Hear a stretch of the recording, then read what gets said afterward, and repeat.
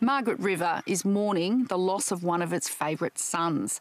Just weeks before his passing, pioneering TV chef Ian Parmenter gave Landline's Sean Murphy what he promised would be his last ever interview. And so you're approaching the kind of twilight of your life, I suppose, it'd be fair to say, at 80s around the corner. Yeah. And how would you describe yourself? I don't know. How do I describe myself? Okay, let me think about that.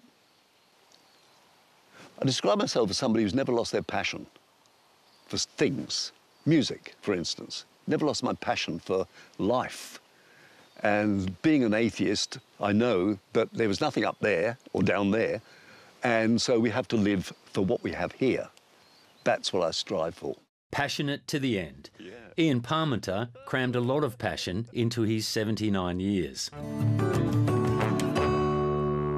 They're among the most popular foods in the Western world. They should be crisp on the outside, soft on the inside, elegantly long, and either a pale yellow or golden brown. What are they? Well, of course, they're chips. Ian Parmenter came to national prominence more than 30 years ago as the quirky chef behind Consuming Passions. The 5-minute program before the ABC's nightly news bulletin was a television pathfinder when cooking shows were rare. Just wholemeal tends to make the bread a little heavy. 750 mils of water, a little salt, and the ingredient which strikes fear into the hearts of even the most competent cooks, yeast. Consuming Passions was a stunning success, running for 450 episodes and reaching millions of viewers in 19 countries. Mediterranean meatballs with citrus vegetables. And since the vegetables take longer, I'll start with them. The format, which he created himself, was all about basic ingredients, simple recipes and a liberal dash of humour. For a wine accompaniment, I like quite a substantial red, a Cabernet Sauvignon, such as the one I used in the cooking. From Consuming Passions, till next time, bon appetit. And there you have it. Eggs 3 ways, and as you can see, each way is excellent. Sorry. From Consuming Passions, till next time, bon appetit. It had to grab people enough, and if it's just a cookery segment, like some others we've seen, well, nobody's going to stay there and watch it, you know, for the 5 minutes before the news. But if it was humorous, as well as delivering one important message, and the recipes were simple, that everyone could do, no sprinkles of anything, no smears, no massive plates with tiny samples, it was the real deal for 450 programs. So there it is, barbecue fish, grilly style, and an accompanying salad of tomatoes and a dressing of orange and rosemary. Perfect wine? Well, just about any white wine would work well, but a Colombard would be absolutely perfect. From Consuming Passions, till next time, bon appetit. Come to me, my beauty.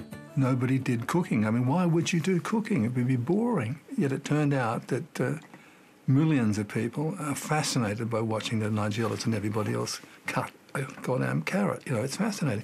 Yeah, okay, can you go back to... Veteran ABC journalist David DeVos produced hundreds of episodes of Consuming Passions. He gave this interview before his good friend's passing.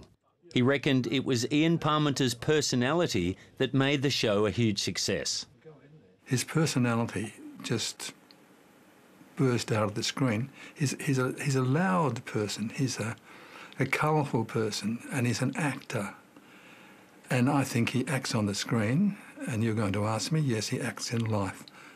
And when you see him in a crowd, it's Ian Parmenter that you're seeing.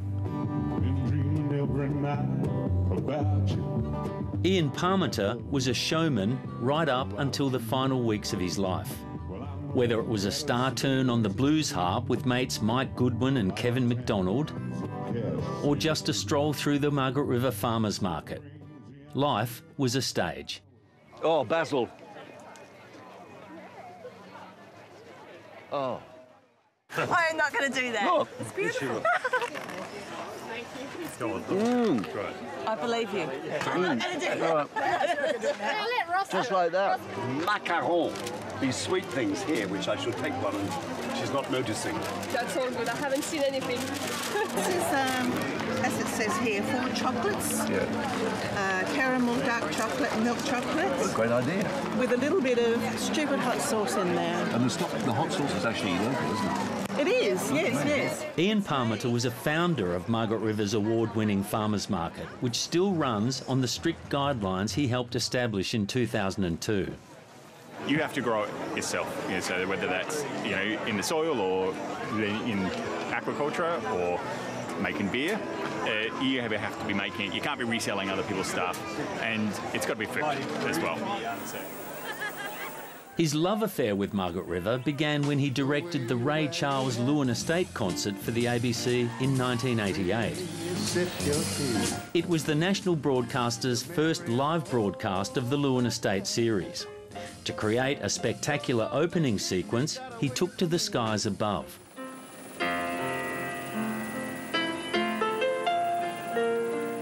It was a major operation, but part of the opening titles I wanted to do was an aerial shot around the region, which I'd never done before.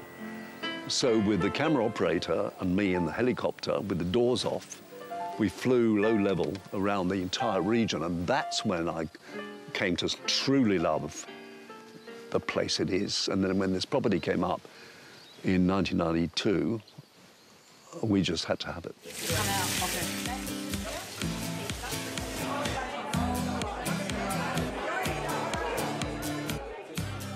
I'm actually the ambassador for this fabulous concept, Gather and Feast.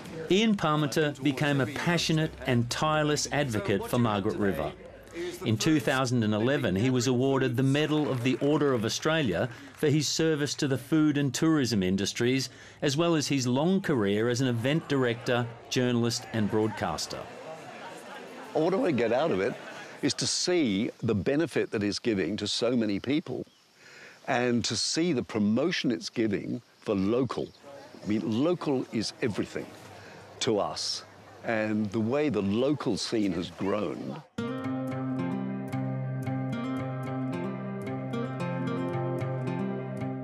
Margaret River is booming on the back of its stunning natural beauty and its growing reputation for fine food and wine. But it's come at a social cost. Homelessness and poverty are booming too. For the past 4 years, the Margaret River Community Pantry has been saving tons of food from landfill and increasingly feeding the poor. You're working here now, are you? Yes, I am. On a permanent basis or just for today? I'm afraid just for today. Yeah, I thought that was. I'm sorry that's the case. Here we go. Okay. Ian Parmenter was prepared to wear some good-humoured shaming to promote the charity. And the community pantry is in more demand than ever as the cost of living crisis bites. So a lot of people that you can't tell as well are like really struggling. A lot of people with mental health issues, physical disabilities, and yeah, just people who are just working and trying to get by really. Go up, a lot of single mums out there, or especially now with the housing crisis as well, like there's a lot of people struggling living in their tents and things like that. Homelessness is also on the rise. The local advocacy group Just Home estimates 1,200 people are vulnerable to having nowhere to live in Margaret River in a population of just 16,000. And it's getting worse. A third of the houses in the Augusta Margaret River area are empty at any one time. That's what the census data tells us. And we know that more and more rental properties are being converted into Airbnbs because they're a lucrative offering. We call this a sprig. It's a sprig of thyme. And in it goes. All right, and we want to fill this up. So Ian Parmenter also helped establish the Margaret River Primary School's edible garden. It's central to the school's cooking program. Good idea to put your fingers like that, so you're less likely to actually cut into your fingers, you see, like that. And that's the way you do it. Show me how you do it. It's important that they actually cook a dish that they can then eat, try, and sometimes they'll take it home. And they'll say to the parents, why aren't we eating food like this, you know? In some ways, this is where the story closed a circle on the former TV cook's life. When he was the same age as these kids, his family moved from London to a brewery in Brussels where he learned to cook. 9 years after the war, I'm there in Brussels and I discover food. I mean, food like I've never eaten before. That's really good, really well chopped, that's good. And I spend most of my days, when not at school, I spend the days in the canteen learning how to cook. From the, you know, I couldn't understand their language of Flemish, but boy, I soon picked up the skills of cookery. Ian Parmenter was one of a kind. A pioneering TV chef, a journalist and broadcaster, a passionate advocate, and all the while, an enigma. A small glass of red wine. Someone described you to me. They said, look, I've known Ian for a long time. We worked very closely, but I still don't really know him. Yeah. Well, basically, it's because I'm a shy guy. I'm a shy guy behind it all. But I just love people. And any more chapters to come, do you think? Yeah, probably. But not television.